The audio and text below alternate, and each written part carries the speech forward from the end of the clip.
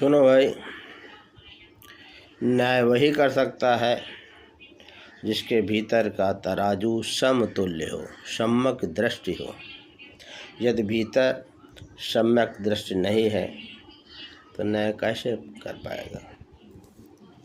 ये जो आजकल जातिवाद, फलानावाद, मुकदमेबाजी दुनिया भर की होती है, वकील, पुलिस,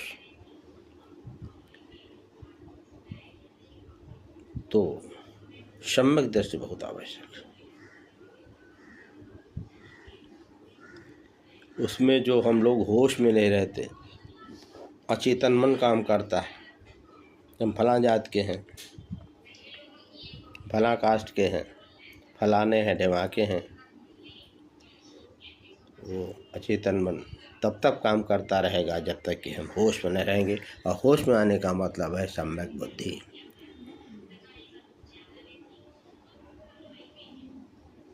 एक परिवार का मुखिया भी होता है, उसमें भी अगर सम्यक बुद्धि नहीं है तो मुखिया कैसे हो सकता है। इसलिए सम्यक दृष्टि होना चाहिए, नहीं तो न चाहते हुए भी अनजान, जिसमें अचेतन में पड़े रहते हैं कि हम फलाने हैं, हम पंडित हैं, दलित हैं, मुसलमान हैं। नहीं, देश के लिए सम्यक बुद्धि। ये सामाजिक व्यवस्था है, अलग अलग हो सकती है,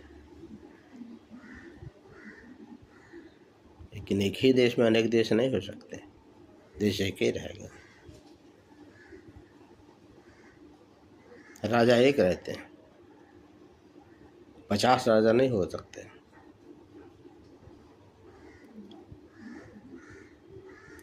इसलिए अध्यात्म में भी सम्यक दृष्टि का विशेष महत्व दिया गया है। रेचक पूरक कुंभक क्रियाओं में भी जब तक सम अवस्था, ईड़ा पिंगड़ा की श्वासों को जब तक सम अवस्था में नहीं प्राप्त होता है, सुषुम्ना में नहीं चलता है, तब तक ध्यान नहीं पकड़ता, समर्पण नहीं आता। अध्यात्म में भी बगैर समर्पण के, बगैर सम्यक दृष्टि के किसी में भेद नहीं करता। मानव की बात तो छोड़ दें, पशु पक्षी में गीता में यहाँ तक कहा गया है, जो स्थिर बुद्ध होता है, जो सम्यक दृष्टि वाला होता है, वो चांडाल